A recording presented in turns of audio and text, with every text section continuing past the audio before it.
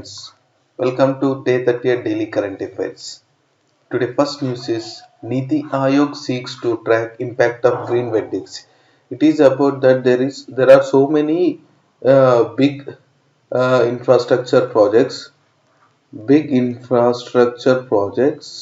which are halted due to the some environmental clearances and objected by Supreme Court due to economic environmental clearances. So Niti Aayog wants to make a study and how many uh, projects are stopped due to this environmental clearance objections. We can see the sum of here obstacle course, some projects some of which have hit the hurdle.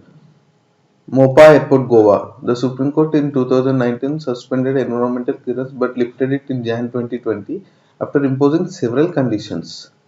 Sterlite Copper, Thuthukul, Tamil Nadu. The Supreme Court in December rejected a proposal made by Vedanta to operate its closed copper plant. The Madras High Court and Tamil Nadu government had ordered the closure of the plant. Iron ore mining, Goa. In 2018, the Supreme Court quashed 88 mining leases for violation of mining procedures and asked state government to issue fresh leases.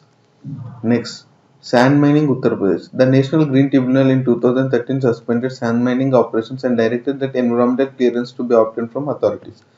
Construction activities in and around Delhi. The NGT imposed a ban on construction activities, but specific instances are not known. The Niti Aayog, the government's apex think tank, had commissioned a study that seeks to examine the unintended economic consequences of judicial decisions that have stalled big projects and environmental grounds. These are some of the projects which are halted due to some environmental clearances. Okay. Next, FSSAI caps trans fats in food products. Limit on TFA content, which affects the hearts, coming to effect from Jan 2022. What are the trans fatty acids, TFAs? Industrially produced trans fatty acids are found in banked and fried foods, prepackaged snacks, cooking oils. They cost less than animal fats such as butter and increase the shelf life of foods and oils by lowering their oxidation potential. TFA is said to increase risk of coronary heart disease.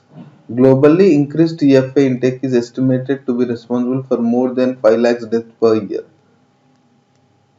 TFA increase levels the bad cholesterol and decreases the good cholesterol. A survey of street food in Delhi and Haryana found that 25% of snacks had the high levels of TFS. The FSSAI of India has amended its rules to cap trans fatty acids in food products just weeks after it tightened the norms of oils and fats.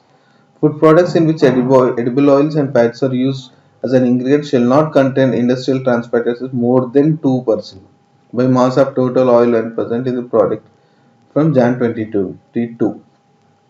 In December, the FSA capped PFAS in oils fats to 33% by 2021 and from the current level 5% to 3% by 2021 and to 2% by 2022. Okay. Next, new BDL products at Aero India 2021. Model of new products presented to Defence Minister. Commodore Siddharth Mishra, retired CMD BDL, presenting a model of new product to Defence Minister Rajnath Singh in Bangalore on Saturday. Adding to its wide range of product line, BDL has launched two new products during Aero India. The two products are Dishani and Garudhastra. These are the new products at Aero India by BDL. Next, Centre's disinvestment move only for loss-making PSUs. Anurag Thakur said that he is the Union Minister of State for Finance. He said that Centre's disinvestment move only for loss-making PSUs. Decisions will be taken by Niti Aayog, says Union Minister. That the centre is taking up only the loss-making public sector enterprise and no injustice is done to two Telugu states in the union budget.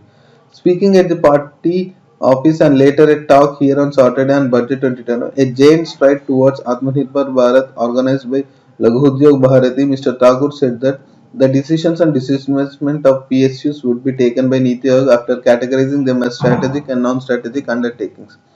Every PSU is not put for sale just like that, he noted. On privatization of Vizag Steel Plant at Visakhapatnam, the Union Minister said that disinvestment of PSU was taken up on the suggestion of Niti Aayog. He mentioned that every PSU that had been disinvested so far in the country had performed better and all the stakeholders, including employees, had benefited with better pay and the company's market cap. Okay. Next, hackers leak phone data of army personnel in Jammu and Kashmir. However, Bharati Airtel has denied any breach in its system. A hacker group has allegedly leaked data of army personnel using the Bharti Airtel network in Jammu and Kashmir. However, the company has denied any breach in its system.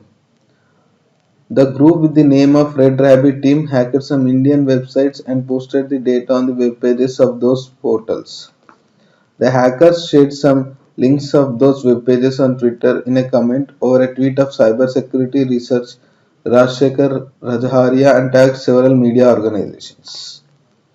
Okay. India, now pharmacy of world, said by our External Affairs Minister Jaishankar. While according to priority to the infrastructure, manufacturing and healthcare sectors efforts are on to the increase investments in the agriculture sector and giving the much needed push to liquidity, productivity and credit flow where needed. External Affairs Minister S. Jaishankar has said the Indian economy is poised to grow by about 11% despite the COVID-19 crisis. It is not only the pent-up demand that is set to the rebound, but there is also a prospect of new growth in the post-COVID-19 era as per the Reserve Bank of India's Monetary Policy 2021-2022. Mr. Jaishankar told press persons at the BJP state office on Saturday. Next, KA-226T to be 33% indigenous, Hindustan Aeronautical Limited said. Deal held up owing to a shortfall in Russian proposal for indigenous content. The total indigenous content of KA-226T utility helicopters to be jointly manufactured locally by India and Russia with transfer of technology is between 27-33%, said Chairman and MD HAL R. Madhavan. The final deal is held up as a Russian proposal of 60% indigenous content in assembled helicopters falls short of the tender requirement of 70%. Next, Sri Lanka settles $400 million currency swap with India. Actually, in last year, they previously they have taken the swap facility from India for $400 million, but the rumors are like that after eliminating the Colombo corridor deal for the India and Japan, India suddenly asked to settle that, but it said by India also that it is not rescheduled, it is settled as per the scheduled time only. The Central Bank of Sri Lanka settled a $400 million currency swap facility from the Reserve Bank of India last week, meeting the terms the two countries had agreed upon. The updated sparked speculation in local media that India move abruptly terminated the agreement following Colombo's decision to pull out the 2019 agreement to develop a Colombo port terminal jointly with India and Japan. However, both countries clarified that the developments were not linked. The CBSL settled its swap facility with the Reserve Bank of India as scheduled. There was no special request from India for a premature settlement as erroneously reported by certain media outlets. Okay. This is today's last news. Can a bad bank solve the growing NPA crisis? Bad bank is means it takes over the all NPS and it settles those NPS. It was in news from so many 2-3 years back itself. But in recent budget announcement, they said that they are going to establish some bad banks. Financial Minister Nirmala Sitharaman in her budget speech on Monday revived that idea of a bad bank by stating that the center proposed to set up an asset reconstruction company to acquire bad loans from banks. While the problem of bad loans has been a parental one in India banking sector, the COVID-19 pandemic triggered lockdown last year and the moratorium subsequently extended to borrowers by the RBI have worsened the crisis.